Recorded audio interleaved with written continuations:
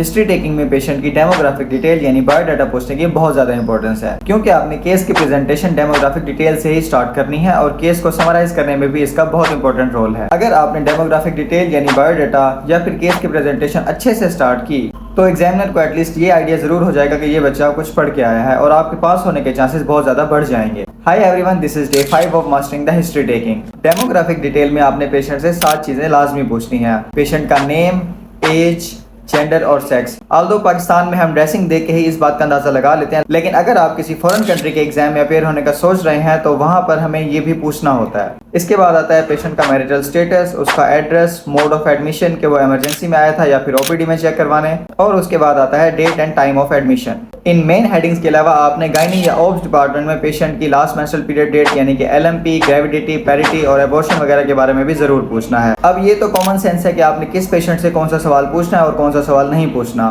For example, एक male patient से आप कभी भी मेंस्ट्रुअल हिस्ट्री के बारे में नहीं पूछेंगे। इसी तरह एक बहुत ही छोटे बच्चे से जिसकी एज तकरीबन 6 या 7 साल है उससे आप मैरिटल स्टेटस के बारे में नहीं पूछेंगे। आपने ये प्रेफर करना है कि पेशेंट आपको अपनी हिस्ट्री खुद दे। ऑल्दो कुछ केसेस ऐसे हैं जहां पर हम पेशेंट की अटेंडेंट से भी हिस्ट्री ले सकते हैं। फॉर एग्जाम्पल, पेशेंट की एज बहुत कम है या पेशेंट अनकॉन्शियस है या फिर पेशेंट मेंटली अनस्टेबल है। इन केसेस में हम पेशेंट के साथ जो अटेंडेंट होते हैं उनसे भी हिस्ट्री ले सकते हैं। अब ये तो सबको पता चल गया होगा कि पेशेंट से हमने क्या क्या सवाल पूछने हैं, लेकिन कभी कभार एग्जामिनर ये पूछ लेता है कि आपने जो ये सवाल पूछे हैं इनकी क्या इंपॉर्टेंस है।